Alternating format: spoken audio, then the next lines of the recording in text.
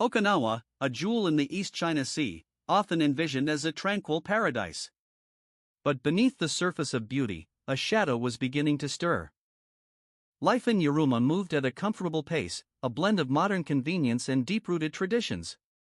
Yet, a recent event had cast a pall over the community. The news had been delivered with a chilling brevity. A brutal crime, the details of which were still emerging, had sent shockwaves through the island. The Okinawan society erupted in outrage. Protests filled the streets, a powerful display of the community's collective sorrow and demand for justice. Amidst the uproar, Kenneth remained silent, choosing to observe and wait for the morning light to bring clarity. But morning arrived, bringing not the return of Rina, but a growing sense of unease. Her silence was deafening. A simple message, a routine communication. Rina had texted her boyfriend, stating her intention to take an evening stroll. She often walked along the canal, a familiar path. Unbeknownst to her, her presence was being watched by a man with a dark past. Years earlier, Kenneth had served in Okinawa, a young Marine experiencing a different side of life. But beneath the surface of his service, disturbing thoughts had lingered, shaping his perception of the world. Fantasies of abduction and violence had plagued Kenneth since childhood, a darkness he had carried within him.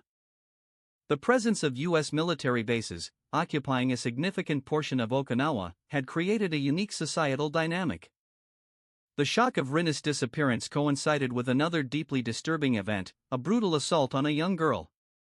The assault ignited further anger and frustration within the Okinawan community, highlighting a long-standing sensitivity towards U.S. military presence. Rina, at 20, was a young woman with a strong sense of independence and a life seemingly full of promise. Her relationship with a local Okinawan man was progressing steadily, a normal and seemingly happy development. But for Kenneth, observing Rina's life stirred a feeling of inevitability, a belief that her path was destined to lead to a certain outcome. That night, Rina's final messages led Kenneth to an industrial area on the outskirts of Uruma. Around 2 a.m., Kenneth parked his car, his anticipation building in the darkness. He began to follow Rina, his mind fixated on the unfolding events, convinced that the moment was at hand. Unaware of the danger, Rina continued her walk, her attention focused on her phone. Then, a sudden darkness. A hand reached out, seizing Rina's arm, shattering the peaceful night. Rina's cries for help went unheard as she was pulled into the darkness of a nearby warehouse. The discovery of Rina's body inside a black suitcase within the warehouse brought the horrifying truth to light. Weeks passed, and despite the discovery of a black suitcase, the Okinawan heat had taken its toll, making immediate identification difficult.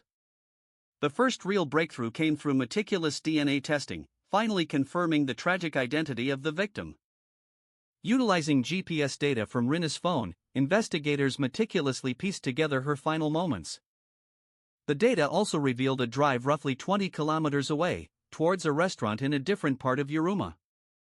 It was here, in a quiet residential area, that Kenneth was spotted by a witness, a petite young woman walking alone.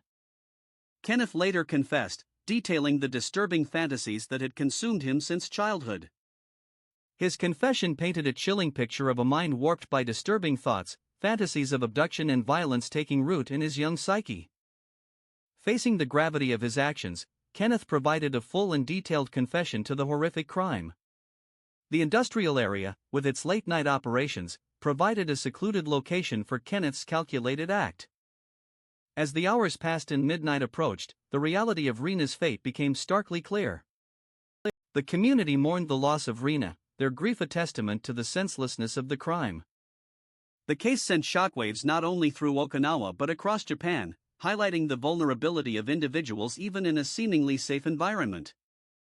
The brutal crime had left an indelible mark on Okinawa, a stark reminder of the darkness that can exist even in a paradise.